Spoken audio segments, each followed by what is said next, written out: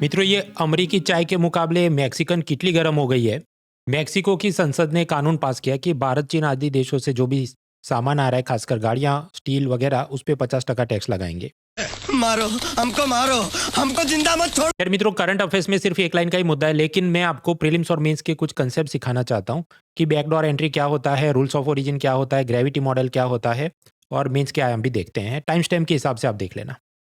मित्रों, अगर कोई कार चीन में बनाकर यूएसए एक्सपोर्ट की जाए तो उस पर 50% टैक्स लगेगा।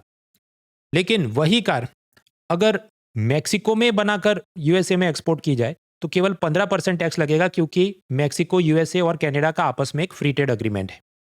अब चीन की कंपनियां यहां पर एक चालाकी कर सकती हैं कि वो अपनी गाड़ी सीधी नहीं, ऐसा घुमा के पैक करके मैक्सिको भेजे और फिर स्टिकर चिपका दे मेड इन मैक्सिको, और फिर मैक्सिको से अगर यूएसए भेजा तो फिर केवल 15% टैक्स लगेगा।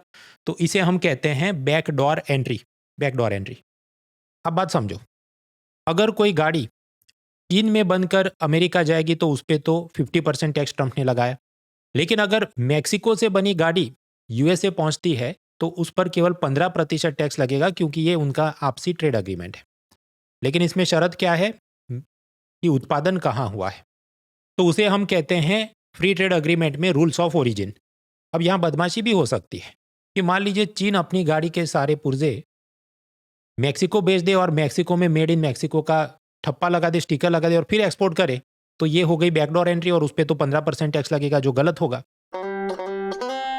इसलिए रूल्स ऑफ ओरिजिन कंसेप्ट में ये इसकी अलग अलग टाइम पे चेकिंग करने के लिए ऑफिसर्स आते हैं। सबसे पहले तो आप क्रोनोलॉजी समझ लीजिए कि ये जो मैक्सिको, यूएसए, कनाडा है, मतलब नॉर्थ अमेरिकन कॉन्टिनेंट, 1994 में इनका नाफ्टा एग्रीमेंट यानी North American free trade agreement sign हुआ, जिसमें आपस में इंपोर्ट एक्सपोर्ट होने वाली चीज़ों पर कम टैक्स लगाएंगे, ऐसी बात थी।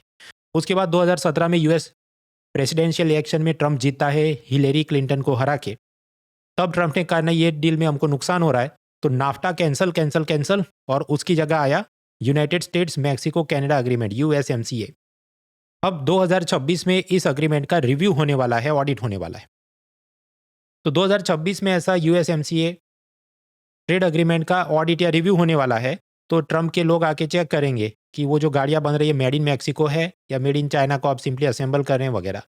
तो इस ऑडिट इंस्पेक्शन से पहले ट्रंप का तुष्टीकरण यानी अपीजमेंट करने के लिए मैक्सिको की संसद ने कानून बना दिया कि ये भारत, चीन वगैरह से जो भी कार्स आती हैं या उनके ऑटोमोबाइल स्पेयर पार्ट भी आते हैं, उन सब चीज़ों पे हम 50% टैक्स लगा रहे हैं, तो कोई बैकडोर एंट्री हो नहीं सकती। तो चीन भारत पे 50% टैरिफ का पहला कारण क्या है? मैक्सिको पर दबाव और ट्रंप का तुष्टीकरण।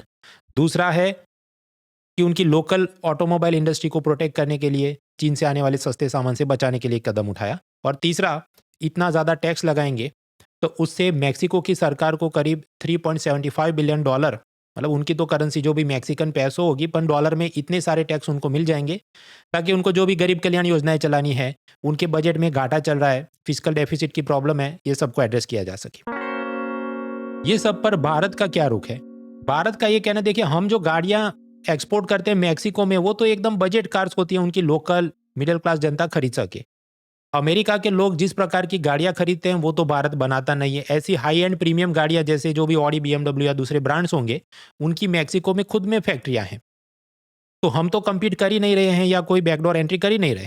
तो इसलिए अनावश्यक रूप से अननेसेसरीली हम पर यह टैक्स लगाया गया है, और इसमें नुकसान मैक्सिको के मिडिल क्लास का है, जो हमारी सस्ती गाड़ियां आप खरीद नहीं पाएंगे। तो हमने बैकडोर एंट्री देखा, रूल्स ऑफ ओरिजिन देखा। तीसरा और चौथा मुद्दा है ग्रेविटी मॉडल एंड मीन्स। मित्रों, अन अकेडमी की इस 10वीं सालगिरह पर हम लेके आए हैं चक्का घुमाओ जीतो इनाम योजना, कि जिसके तहत आप ऐप इंस्टॉल करें, रोटेट द व्हील, आपको iPhone, smart watch, tablet, gift vouchers, scholarship और बहुत सारे आकर्षक इनाम मिलेंगे। तो अभी जाके अन अकेडमी ऐप इंस्टॉल करें, चक्का घुमाएं। Link is in the description. Code याद रहे mrunal.org। ग्रेविटी मॉडल समझते हैं। देखिए, भारत से पूरी दुनिया में जो भी एक्सपोर्ट होता है, दवाइयाँ, चाय, मसाले, गाड़ियाँ, फार्मास्यूटिकल, सब कुछ, तो उसमें से मैक्सिको तो मुश्किल से 1% ही हमसे खरीद रहा है। लेकिन अगर हम सिर्फ ऑटोमोबाइल्स की बात करें, तो भारत पूरी दुनिया में जितना ऑटोमोबाइल और उसके स्पेयर पार्ट एक्सपोर्ट करता है, उसमें से करीब 10 से 13% हम लोग मैक्सिको में एक्सपोर्ट कर रहे हैं। तो अगर वहाँ ज़्यादा टैक्स लगता है, स्वाभाविक है हमारे ऑटोमोबाइल इंडस्ट्री को नुकसान होगा। अब यहाँ ग्रेविटी मॉडल जो समझना है, भारत पूरी दुनिया में जितनी गाड़ियाँ एक्सपोर्ट करता है, नंबर 1 हमारा डेस्टिनेशन है साउथ अफ्रीका, नंबर 2 पर है सऊदी अरब और नंबर 3 पे आता है मेक्सिको। अब यहाँ पर इकोनॉमिक्स में ग्रेविटी मॉडल क्या है? आप जानते हैं कि अगर 2 प्लैनेट्स हैं, ग्रह हैं, सितारे हैं, जो भी, तो उसमें जो ज़्यादा बड़ा प्लैनेट होगा वो छोटे को अपनी तरफ ज़्यादा आकर्षित करेगा। मोटी चीज़ का गुरुत्वाकर्षण बल, ग्रेविटेशनल पुल ज़्यादा होता है। यानी कि साइज इंक्रीजेस तो ग्रेविटी पुल इंक्रीजेस। उसी तरह इकोनॉमिक्स में जैसे जैसे देश का जीडीपी बढ़ता है, मतलब उसके देश में ज़्यादा चीज़ वस्तुओं का उत्पादन होता है, तो उसका ट्रेड यानी इंपोर्ट एक्सपोर्ट का सारा काम बढ़ता है। इसका प्रैक्टिकल एग्जाम्पल समझते हैं। भारत के पड़ोस में भूटान भी है, श्रीलंका भी है। तो मान लीजिए भूटान और भारत का जो ट्रेड होगा वो 10 किलो का हम कुछ इंपोर्ट एक्सपोर्ट करते होंगे, लेकिन भारत और श्रीलंका के बीच हम 30 किलो का इंपोर्ट एक्सपोर्ट करते होंगे। क्योंकि श्रीलंका का जीडीपी भूटान के जीडीपी से बड़ा है, इसलिए भारत को वो अपनी तरफ ज़्यादा ग्रेविटेशनल पुल आकर्षित कर पाएगा। ये नहीं समझ आए तो वीडियो पॉज करके आप खुद से डायग्राम बना के दिमाग लगाना, then it will make sense. Second, gravitational pull में ये भी होता है कि अगर कोई ग्रह या सितारा बहुत दूर है तो हम उसे कम आकर्षित कर पाएंगे। तो सूर्य से अगर ये यूरेनस, नेपच्यून, प्लूटो बहुत दूर हैं तो वो उतना पुल नहीं कर पाएंगे जितना मर्क्यूरी या वीनस या अर्थ पे होगा ग्रेविटी का पुल। तो यानी जैसे जैसे डिस्टेंस बढ़ता है, अंतर बढ़ता है, ग्रेविटेशनल पुल कम होता है। तो ये तो इनवर्स प्रोपोर्शनल हुआ। इस लॉजिक पर हमेशा ही आप सोचिए कि जब भारत से कोई चीज़ एक्सपोर्ट की जा रही है तो वो सामने वाला देश कितना दूर है। सऊदी अरब करीब है तो 30 किलो का एक्सपोर्ट होगा, लेकिन मैक्सिको बहुत दूर है तो केवल 10 किलो का एक्सपोर्ट होगा। क्योंकि जब आप एक्सपोर्ट करते हैं, स्वाभाविक है उसमें शिपिंग कार्गो का खर्चा, उसके ऊपर इंश्योरेंस का खर्चा कि बीच में जहाज डूब गया, सोमालिया के पायरेट्स ने लूट लिया, बहुत सारे उसमें टर्म्स कंडीशन ऐड हो जाते हैं। तो ये लॉजिक से भी आप समझते हैं कि क्यों साउथ अफ्रीका और सऊदी अरब में हम गाड़ियाँ ज़्यादा एक्सपोर्ट कर पाते हैं, लेकिन मैक्सिको तक हमारी गाड़ियाँ थर्ड लार्जेस्ट वो अपना मार्केट है। अब ये जो ज्ञान मैंने आपको दिया, यहाँ से यूपीएससी ने सीडीएस परीक्षा में एक प्रश्न पूछा। वीडियो पॉज करके आप देखिए। 4, 3, 2, 1। देखिए पहले 2 स्टेटमेंट तो करेक्ट हैं कि टैरिफ रिडक्शन, अगर टैक्स कम किया जाए एक्सपोर्ट बढ़ेगा। रूल्स ऑफ ओरिजिन में सब सरलीकरण किया जाए तो भी एक्सपोर्ट बढ़ेगा। रूल्स ऑफ ओरिजिन क्या था, वो बैकडोर एंट्री और वो सब मैंने आपको समझाया। तो यानी 1 और 2 इज करेक्ट। तो एलिमिनेशन मेथड से जवाब या तो बी हो सकता है, नहीं तो डी हो सकता है। अब बाकी के स्टेटमेंट में आप देखिए, WTO का एक अग्रीमेंट है, sanitary and phytosanitary measures, SPS agreement. कुल मिला के उसमें बात ऐसी है कि कोई फल फ्रूट हम एक्सपोर्ट कर रहे हैं, उसमें इंसेक्ट, पेस्टिसाइड, जंतुनाशक दवा, उसका ज़्यादा लिमिट से ज़्यादा इस्तेमाल हो तो सामने वाला देश उसे बैन कर सकता है, ऐसा SPS अग्रीमेंट है। तो उसमें भी अगर सरलीकरण किया जाए, बहुत सारी छूट दी जाए कि नहीं नहीं आपके ये फल सब्जी में 5 ग्राम नहीं 10 ग्राम जीवाणु और ये इंसेक्ट पेस्टिसाइड चलेगा, तो स्वाभाविक है हमारा एक्सपोर्ट बढ़ेगा। तो थर्ड स्टेटमेंट इज करेक्ट। तो 1, 2 एंड 3 इज करेक्ट। तो अब आप एलिमिनेशन लगाओ तो जवाब क्या बन जाता है, डी। तो द आंसर इज डी। आप समझिए ये 2024 में यूपीएससी ने प्रश्न पूछा तो कोई आसमान से नहीं गिरा था। असल में इकोनॉमिक सर्वे 2022 में शब्दशः ये 4-5 फैक्टर्स बताए गए थे। ये आपके सामने स्क्रीनशॉट है। तो बात क्या है, 2022 की इकोनॉमिक सर्वे की घटनाएं 2024 के यूपीएससी सीडीएस में पूछी जाती है। यार मैंने तो उस वक्त भी पढ़ाया था जब ये इकोनॉमिक सर्वे में आया था, 22 में, 23 में, 24 में। तो मेरे लेक्चर्स में भी था, मेरे ये हैंड आउट नोट्स मटेरियल में भी था। ये मैं खुद की क्रेडिट के लिए नहीं बोल रहा, इसलिए कि आप यूपीएससी की परीक्षाएं, खासकर बड़ी वाली परीक्षाएं पकड़ेंगे, आपको पढ़ाई ज़्यादा करनी पड़ती है। कुछ लोग आपको यूट्यूब पे मिले, ये मृणाल के सारे नोट्स बहुत लंबे हैं। तो भाई हाँ, हाथ रुमाल की साइज़ का अगर मैं आपको नोट्स किताबें दे दूंगा तो उससे आपकी एग्जाम क्लियर होने वाली नहीं है, उससे सिर्फ दिल बहलना है। यार अब आखिरी सेगमेंट है कि मेंस के क्या रिफ्लेक्शन।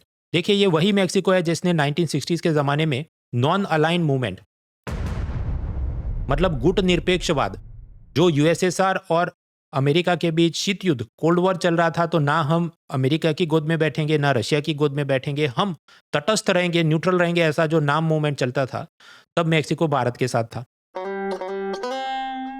और अब आज क्या जमाना आया है कि ट्रंप का अपीजमेंट, तुष्टीकरण करने के लिए भारत के सामान पर 50% टैक्स, जबकि वो ऐसा सामान है जो मैक्सिको की लोकल जनता खरीदने वाली है। ऐसी सस्ती गाड़ियां हम देते हैं, हम कोई ऐसी ऑडी BMW बना के तो बैकडोर एंट्री करवा भी नहीं रहे। तो यानी डिप्लोमेसी में there are no permanent friends, no permanent enemies. ये पहला रिफ्लेक्शन हुआ। दूसरा रिफ्लेक्शन, वीडियो पॉज करके आप पढ़िए ये प्रश्न 4 3 2 1। हाँ तो देखिए 2017 के निबंध में यूपीएससी ने पूछा, इंसानों के कानून के सामने प्रकृति के कानून बड़े होते हैं, ऐसी बात है।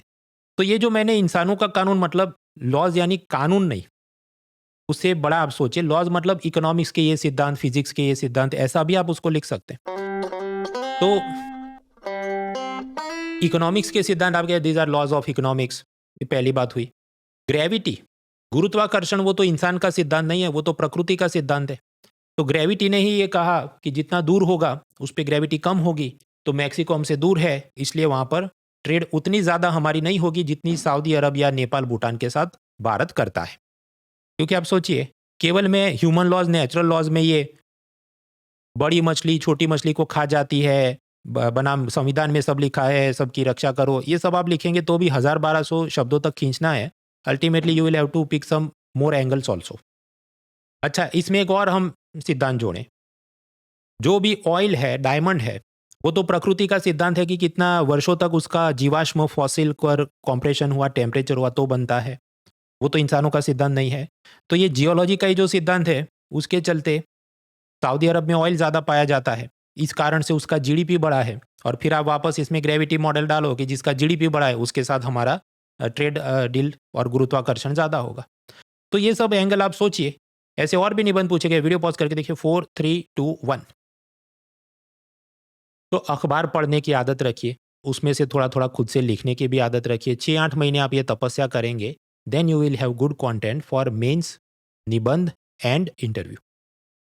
मित्रों, मैं एक फ्री वर्कशॉप करने वाला हूँ 20 दिसंबर शनिवार रात 9 बजे, कि जहाँ पर इकोनॉमी, उसके बेसिक कंसेप्ट से लेके पूरी तैयारी, कुछ मैं आपको बेसिक कंसेप्ट पढ़ा भी दूंगा और बाकी और कितना कहाँ से तैयार करना है उसकी भी बात होगी। तो आप टोटल बिगिनर हैं, फ्री लाइव स्ट्रीम होने वाला है, अनअकैडमी ऐप पे आप उसको देख सकते हैं। दूसरा, 25 दिसंबर यानी क्रिसमस, जिसको गुड गवर्नेंस डे के रूप में भी मनाया जाता है, तब मेरा इकोनॉमी प्रीलिम्स का next course PCB 15 post corona batch number 15 launch होने वाला है। और अनअकैडमी के अंदर जो नेटफ्लिक्स टाइप का मॉडल है, तो बाकी भी हिस्ट्री, ज्योग्राफी, पॉलिटी, आप सब कुछ कंबाइन करो तो प्रीलिम्स का GS, प्रीलिम का CSET और मेरा इकोनॉमी कोर्स सब कुछ कंबाइन आपको मिलता है केवल 9,999 में using the discount code mronal.org। लेकिन इसमें केवल प्रीलिम्स है, इसलिए ये इसकी फीस कम है। अगर आपको प्रीलिम्स और मेंस दोनों पढ़ना है, including mains answer writing with evaluation, तो उसकी फीस थोड़ी ज़्यादा रखती है 19,999, और उसमें भी आपको पहले से ज़्यादा मिलेगा क्योंकि अनअकैडमी ने 10 वर्ष पूरे किए, तो आपको 50% ऑफ, पहले से डबल वैलिडिटी। और CSE एश्योर मतलब वो ऐसा है कि हमसे पढ़ने के बाद भी अगर आप प्रीलिम्स नहीं क्लियर कर पाते तो आपको थोड़े और महीने की एक्स्ट्रा एक्सटेंशन दी जाएगी आपके सब्सक्रिप्शन पर। हालांकि उसकी शर्तें होती हैं कि नियमित रूप से आपने हमारे लाइव लेक्चर्स अटेंड किए हों, मॉक टेस्ट दिए हों, तब जाके वो आपको एश्योर ऑफर का लाभ मिलता है। तो फीस का फिर ये सब स्ट्रक्चर होगा, और इस एक ही फीस के अंदर आपको हिंदी, इंग्लिश, बाइलिंगुअल सारे बैचेस, सारे सब्जेक्ट प्रीलिम्स और मेंस के अनलॉक भी हो जाते हैं। ऐसा हमारा ये अनअकैडमी का प्लस सब्सक्रिप्शन है। Let's crack it. Unacademy. Let's crack it.